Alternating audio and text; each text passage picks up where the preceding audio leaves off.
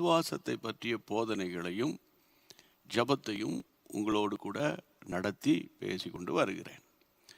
இன்றைக்கும் நம்ம விசுவாசத்தை பற்றி ஒரு பிரசங்கம் கேட்கலாம். ஓகே, விசுவாசத்தை பற்றி கேட்கலாமா? அப்போது கர்த்தருடைய பிள்ளைகளே, மனுஷனால் கூடாதவைகள் தேவனால் கூடும், தேவனால் எல்லாம் கூடும் அப்படின்னு பைபிளில் ஆண்டவர் சொல்லி, தேவனால் எல்லாம் கூடும். அதே நேரத்தில் நம்ம பகுதியில் நீ விசுவாசித்தால் தேவனுடைய மகிமையை காண்பாய். ஒரு பக்கம் தேவனால் எல்லாம் கூடும், ஓகே. இன்னொரு பக்கம் நமக்கு ஒரு விசுவாசம் இருக்கணும். அந்த விசுவாசத்தை சாத்தான் என்ன பண்ணுவான்? உடைக்கிறதுக்கு எதாகிலும் ஒரு சோதனைகளை அனுப்புவான், விசுவாசத்தை உடைப்பதற்கு. டெய்லி உங்களுக்கு ஆலோசனை வருவது எவ்வளோ பிரயோஜனமாக இருக்குல்ல? கர்த்தருக்கு ஸ்தோத்திரம். ஒரு பெரிய எழுப்புதல் உங்களுக்குள்ளே வரப்போகுது பாருங்க. நீங்கள் இன்றைக்கி அற்பமாக ஏளனமாக எண்ணப்படலாம், ஆனால் கொஞ்ச நாட்களுக்குள்ள உங்களுடைய ஜெப ஜீவியம் மாறிடும், உங்களுடைய விசுவாச ஜீவியம் மாறிடும், உங்களுடைய வேத படிப்பு மாறிடும். அப்படி தான் சொல்கிறாங்க. கடந்த 5 ஆண்டு காலங்களாக ஆன்லைனில் இருக்கிற வியூவர்ஸ்க்குள்ளே நிறைய ரிவைவல், பர்சனல் ரிவைவல் ஏற்பட்டிருக்கு. கர்த்தருக்கு மகிமை உண்டாவதாக. அதனால தான் பிரைஸ் காட், ஒவ்வொரு நாளும் இந்த விசுவாசத்தை பற்றி பேசும்போது எனக்கு மனதில் வருகிற வார்த்தை பொதுவாக யூதா 3ஆம் வசனம், யூதாவின் நிருபம். குயிக்காக எடுங்க, யூதா. கர்த்தருக்கு ஸ்தோத்திரம். 3ஆம் வசனம், பிரியமானவர்களே, பொதுவான ரட்சிப்பை குறித்து உங்களுக்கு எழுதும்படி நான் மிகவும் கருத்துள்ளவனாய் இருக்கையில் பரிசுத்தவான்களுக்கு ஒரு விசை ஒப்பு கொடுக்கப்பட்ட விசுவாசத்திற்காக நீங்கள் தைரியமாய் போராட வேண்டும் என்று உங்களுக்கு எழுதி உணர்த்துவது எனக்கு அவசியமாய் கண்டது. பரிசுத்தவான்களுக்கு ஒரு விசை ஒப்பு கொடுக்கப்பட்ட விசுவாசத்துக்காக, ஷார்ட்டா சொன்னால் விசுவாசத்துக்காக நீங்கள் தைரியமாய் போராட வேண்டும். ஆமேன். விசுவாசத்துக்காக நீங்கள் எப்படி போராடணும்? தைரியமாய் போராடணும். ஆண்டவருக்கு மகிமை உண்டாகட்டும். ஏன்னா உங்கள் விசுவாசம் வேறு எங்கேயும் கை வைக்க மாட்டான், உங்கள் விசுவாசத்தில் தான் கை வைப்பான். சரியா? விசுவாசத்தில் கையை வச்ச உடனே முதல்ல பாதிக்கப்படுறது ஜெப ஜீவியம் பாதிக்கப்படும். நல்ல சந்தோஷமாக தேவனை நோக்கி ஜெபிக்க என்னால் முடியலையே, நல்ல மனதார பைபிள் படிக்க என்னால் முடியலையே, இப்படி ஒரு வேதனை வந்துட்ட அப்படிங்கிற ஒரு கஷ்டம் உங்கள் மனதை அழுத்தும் பிரியமானவர்களே. அதனால் நான் உங்களுக்கு சொல்கிறேன், உங்கள் விசுவாசத்தை சாத்தான் பாதிக்க இடம் கொடுக்கக்கூடாது. போன இரவு ஜெபத்தில் விசுவாசத்தில் நிற்க எனக்கு என்ன தடை, ஏன் என்னால் நிற்க முடியல? ஒன்று, நல் மனசாட்சி காத்துக்கொள்ளணும்னு நான் உங்களோட பேசுனது நினைவு இருக்கா? 2வது, கர்த்தருடைய பிள்ளைகளை வீண் பேச்சை கட்டுப்படுத்தணும், மட்டுப்படுத்தணும் அப்படின்னு நான் பேசுனது உங்களுக்கு நினைவு இருக்கா? ஆமேன். இன்றைக்கு ஒரு காரியம், பைபிளை படிங்க கர்த்தருடைய பிள்ளைகளை. 1 தீமோத்தேயின் புத்தகம் 6ஆம் அதிகாரம் எடுத்துக்கோங்க, 10ஆம் வசனம். 1 தீமோத்தேயு, நானும் பைபிளை உங்களோட சேர்ந்து 6ஆம் அதிகாரம் 10ஆம் வசனம். அங்கே என்ன போட்டிருக்கு? பண ஆசை எல்லா தீமைக்கும் வேறாக இருக்கிறது. அப்புறம் சிலர் அதை இச்சித்து, எல்லாரும் இல்லை, சிலர் அதை இச்சித்து, அந்த இச்சையின் ஆவி உள்ள வந்த உடனே, பணத்தின் மேலே ஒரு ஆசை வந்த உடனே, அந்த வசனத்தை படிங்க, சிலர் அதை இச்சித்து விசுவாசத்தை விட்டு வழுவி அநேக வேதனைகளால் தங்களை உருவ குத்தி கொள்வார்கள், குத்தி கொண்டிருக்கிறார்கள். அப்போ விசுவாசம் பாதிக்கப்படுறது எங்கே அப்படின்னா பண ஆசை வரும்போது, விசுவாசம் எங்கே பாதிக்கப்படுது? பண ஆசை வரும்போது. இப்போ நீங்கள் என்னை பார்த்து உங்களுக்கு பணம் வேணுமா வேணாமான்னா, எனக்கு பணம் வேணும். நான் உலக பிரகாரமான தொழில் பண்ணுறாளோ, உலக பிரகாரமான வேலை பார்க்குறவன் இல்லை, நான் ஒரு ஊழியக்காரன். அப்போ ஊழியக்காரனுக்கு எதுக்கு சார் பணம்? ஊழியத்தை கட்டுவதற்கு, ஆத்தும ஆதாயம் பண்ணுவதற்கு. உதாரணமாக இந்த புத்தகத்தை அச்சடிக்கணும்னா அதுக்கு பணம் வேணும். அப்படி தானே? இப்போ ஆன்லைனில் உங்களோடு பேசிகிட்டு இருக்கேனே, இது இலவசமாக நடத்தப்படுகிறது நினைக்கிறீங்களோ? இல்லையே. இன்டர்நெட்டுக்கு பணம் கட்டணும், மின்சாரத்துக்கு பணம் கட்டணும். இதில் இரவும் பகலும் நம்மோடு உழைக்கிறார்களே முழு நேர ஊழியர்கள், அவர்கள் தேவைகள் சந்திக்கப்படணும்.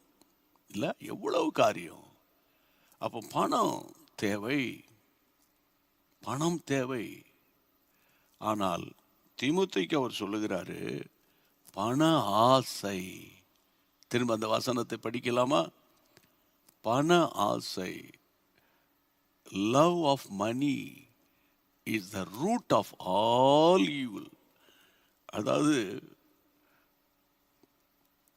கர்த்தரை தான் நம்ம நேசிக்கணுமே தவிர பணத்தை நேசிக்க கூடாது. ஒருத்தன் பணத்தை நேசிக்கிறான்னா ராத்திரியும் பகலும் இதை எப்படி சம்பாதிக்கலாம், அதை எப்படி சம்பாதிக்கலாம், அந்த சொத்தை எப்படி விற்கலாம், இதை எப்படி வாங்கலாம், இது இங்கே இந்த கம்பெனியில் 40,000 சம்பாத்தியம், அந்த கம்பெனியில் ஒரு ஆஃபர் வந்திருக்கு 70,000 சம்பாத்தியம், அப்படியே இதை விட்டுட்டு அங்கே ஓடு. அவன் 70,000 கொடுக்கறது ஒன்று தான், அவன் உன்னை சாரா பிழியறது ஒன்று தான். புரியுதா? இதெல்லாம் யோசிக்காம சிலர் கம்பெனியாக மாறிக்கிட்டு கிடப்பாங்க. ஒரு இடத்துல உருப்படியாக ஒரு 5 வருஷம் வேலை பார்த்தோங்கிறது கிடையாது. கர்த்தர் கொடுக்கிற உயர்வு வேற, நாமவே உயர்வை தேடி போகிறது வேற. ஏமாந்து போவாதீங்க, கடைசி காலத்தில் ஏமாந்து போவாதீங்க. பண ஆசையோ எல்லா தீமைக்கும் வேறுன்னு சொல்லும்போது அங்கே ஃபெய்த் வருது. சிலர் அதை இச்சிக்கிறாங்க, பண ஆசையை இச்சித்து உடனே அவங்க இருக்கிற அந்த விசுவாசத்தை விட்டு, வசனத்தின் மேல் விசுவாசம், இயேசுவின் மேல் விசுவாசம், புரிதா, அபிஷேகத்தின் மேல் இருக்கிற விசுவாசம், அந்த வார்த்தையின் மேல் இருக்கிற விசுவாசம், எல்லாத்தையும் விட்டுட்டு அவங்க பணம் அலையும் போது தேவையில்லாத டென்ஷன், அதான் தேவையில்லாத அநேக வேதனைகளால் தங்களை உருவ குத்தி கொள்ளுகிறார்கள். அப்படி சொல்லிட்டு, நீயோ தேவனுடைய மனிதனே. அடுத்த வசனம், நீயோ ஓ மேன் ஆஃப் காட். நீயோ அப்படின்னு சாதாரணமா அழைக்கல. தீமோத்தேயுவை பார்த்து சாதாரணமா ஓ தீமோத்தேயுவே அப்படின்னு சொல்லாம, ஓ மேன் ஆஃப் காட், நீ ஒரு தேவனுடைய மனிதன். நீங்க புரிஞ்சுக்கோங்க, நீங்க விசுவாசிக்கிறீங்களோ நீங்க விசுவாசிக்கலையோ, நீங்க சொல்றீங்களோ சொல்லி, நீங்க தேவனுடைய மனுஷி, நீங்க தேவனுடைய மனுஷன். தேவனுடைய ஆவி உங்களுக்குள்ள இருக்கிறது. கர்த்தராகிய இயேசுவின் இரத்தத்தினால நீங்க கழுவப்பட்டு இருக்கிறீங்க. நீங்க யாரு? தேவனுடைய மனுஷி. நீங்கள் யாரு? தேவனுடைய மனிதன். Oh man of God. ஓ அப்படி. அதனால அவர் சொல்லுகிறாரு, நீயோ தேவனுடைய மனுஷனே, இவைகளை விட்டோடி நீதி தேவ பக்தியையும், அங்கேயும் விசுவாசம் வருது பாருங்க, விசுவாசத்தையும் அன்பையும் பொறுமையும் சாந்த குணத்தையும் அடையும்படி நாடு. சும்மா பணம்னு அலையாத. இன்னைக்கு நிறைய வியாபாரம் பண்ணுறவங்க கடனில் இருக்கிறதுக்கு காரணமே ஞானம் இல்லாமல் லாவிஷாக ஸ்பெண்ட் பண்ணுறது.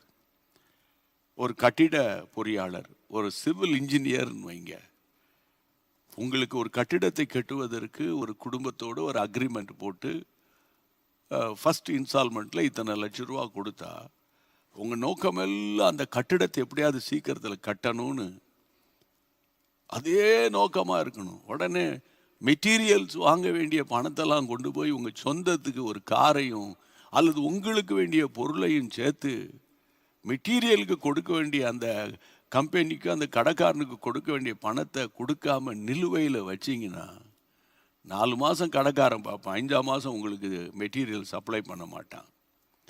அப்போ அந்த வீடு கட்டுகிற இடத்துல வீடு கட்டப்படாமல் நிற்கும். உதாரணத்துக்கு சொல்கிறேன்.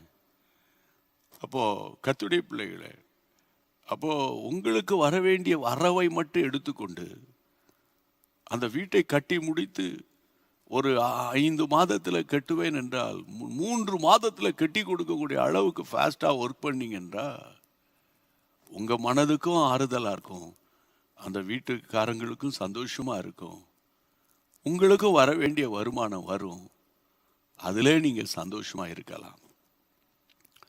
அநேகர் பணம் வரும்போது பார்த்தீங்கன்னா உடனே ஹோட்டலுக்கு போகிறது, துணி கடைக்கு போகிறது, அதை வாங்கிறது, இதை வாங்கிறது.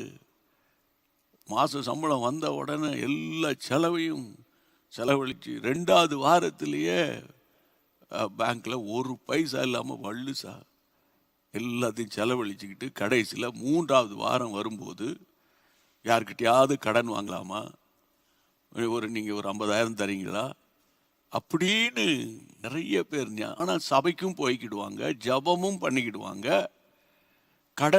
கடன் பாரம் அப்படி நிலுவையிலேயே இருக்கும்.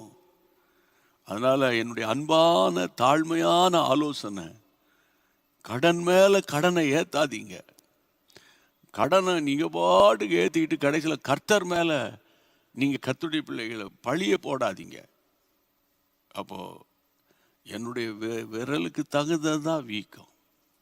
என்ன, என் விரலுக்கு தகுந்தது தான் வீக்கம். என் உயரம் எனக்கு தெரியணும். அந்த மாதிரி நீங்கள் பழகுனீங்கன்னா நீங்கள் கடன் இல்லாமல் தொழில் செய்வீங்க. ஆமேன். கர்த்தரை சார்ந்து இருக்கும்போது உங்கள் தொழிலும் உங்கள் வீடும் உங்கள் வியாபாரமும் உங்களுடைய கையின் பிரயாசமும் உங்களுடைய வருமானமும் ஆசீர்வதிக்கப்படும். அதை தான் அவர் சொல்றார், பண ஆசை வந்துடக்கூடாதுப்பா, பண ஆசை வந்துடக்கூடாது. எனக்கு அன்பான கர்த்தருடைய பிள்ளைகளே, அதாவது பண விஷயத்தில் நீங்கள் ரொம்ப உண்மையாக இருக்கணும். எனக்கு பரிசுத்த ஆவியானவர் அதை என்னுடைய ஊழியத்தின் டே 1லேருந்து கர்த்தர் சொல்லி கொடுத்தார். 5 ரூபானாலும் அந்த 5 ரூபாக இவங்க கொடுத்தாங்க. நான் ஊழியத்துக்கு வந்தபோது ஒரு அங்கிள், அவங்க கர்த்தருடைய பிள்ளைகளை, அந்த அங்கிள் நானும் ஒரு சிறு கூட்டத்துக்கு போனோம். நான் ஒரு இளைஞன், ஒரு 20 வயது. அந்த அங்கிள் நானும் சேர்ந்து ஒரு கூட்டத்துக்கு போனோம். அங்கே ஒரு தீர்க்கதரிசி வந்து ஊழியம் செய்தார். அவர் தீர்க்க தரிசனம் ஒவ்வொருவருக்காக தலையில் கை வச்சு ஜெபிச்சுக்கிட்டே வந்தார். அப்போது என்கிட்ட வரும்போது, எங்கள் வரிசைக்கு வரும்போது, என் தலையில், நான் தலையை முழங்கால் போட்டு அப்படி கூனி குறுகி இருக்கிறேன். என் தலையில் கை வைத்த உடனே, யூ ஆர் அன் எவாஞ்சலிஸ்ட் அப்படின்னார். உடனே எனக்கு ஆச்சரியம்.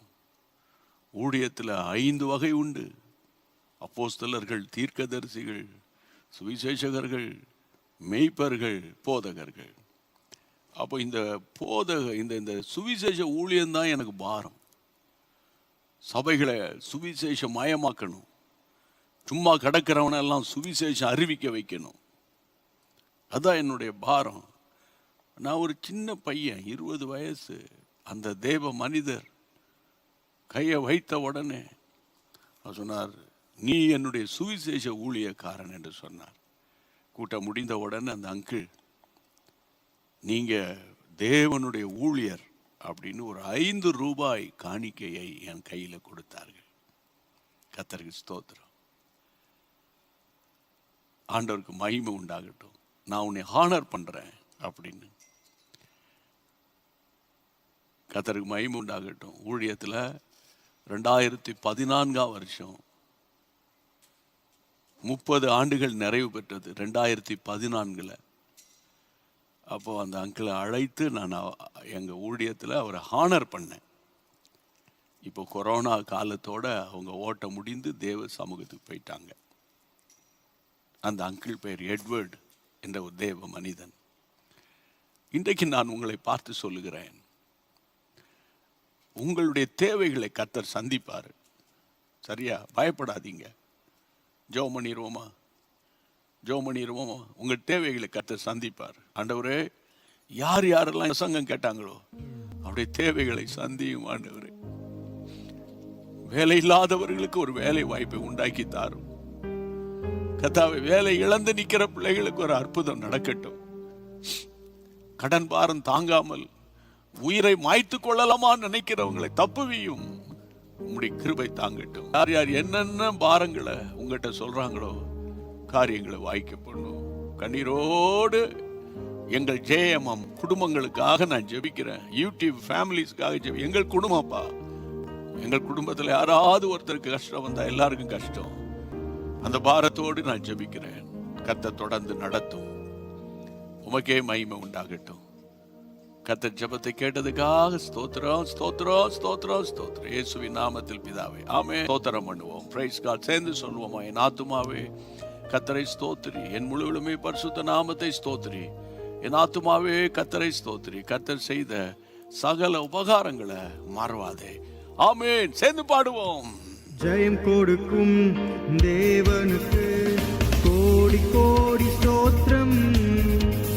வாழ்வளிக்கும் இயேசு ராஜாவுக்கு வாழ்நாளெல்லாம் ஸ்தோத்திரம்.